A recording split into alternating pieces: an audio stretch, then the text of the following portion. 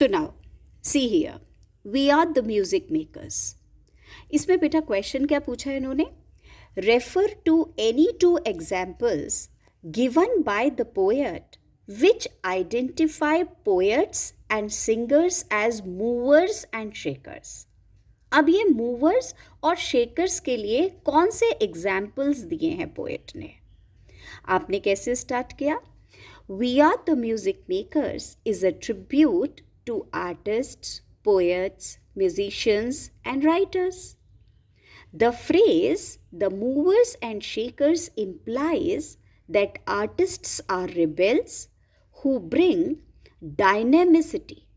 ये वो artist rebels होते हैं जो डायनेमिसिटी लाते हैं, मतलब चेंजेस लाते हैं to an otherwise static world.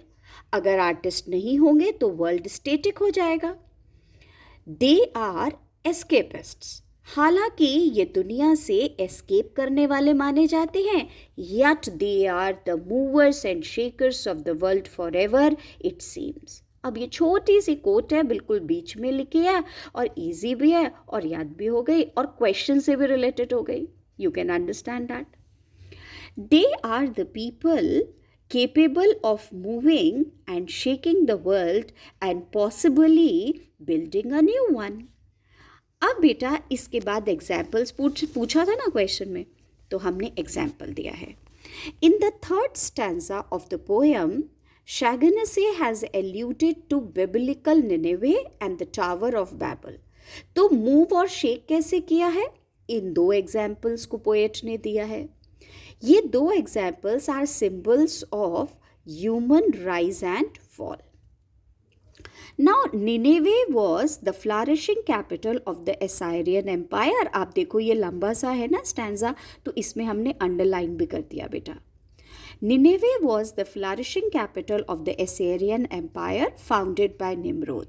It had a tragic fall as artists suffered and people in the city indulged in sinful deeds. Wrong actions में involve हो गए थे क्योंकि निनेवे के आर्टिस्ट सफ़र कर रहे थे. तो उन्होंने ऐसी क्रिएशन करी कि लोग गलत काम करने लगे और निनेवे डिस्ट्रॉय हो गया.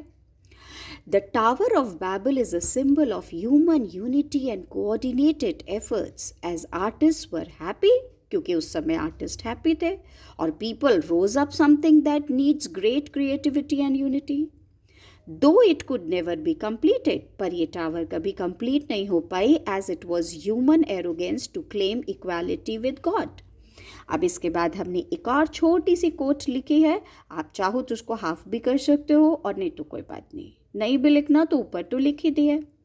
We in the ages lying in the buried past of the earth built Nineveh with our sighing. Sighing का मतलब आपको पता ही है बेटा, that is हमने पूरी गहरी सांसें लेकर के.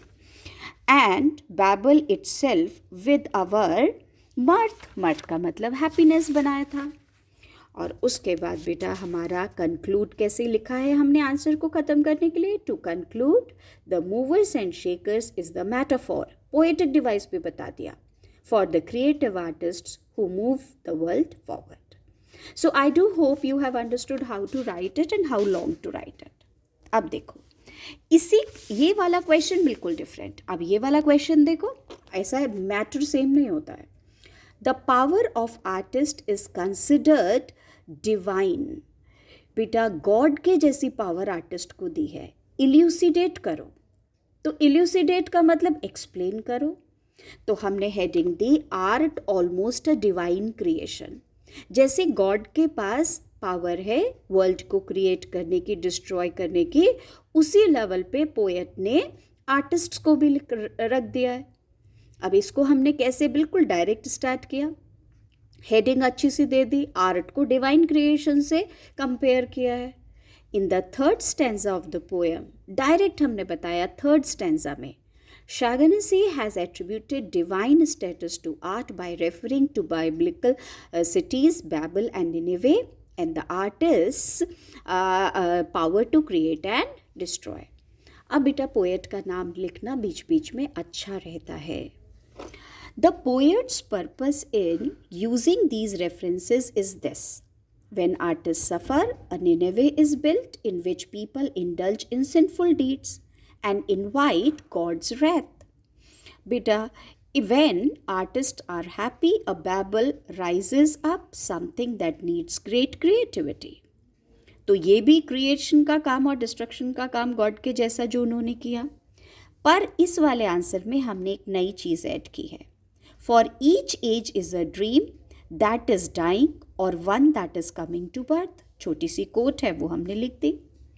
Artists, according to the poet, demolish the utopia of the old world.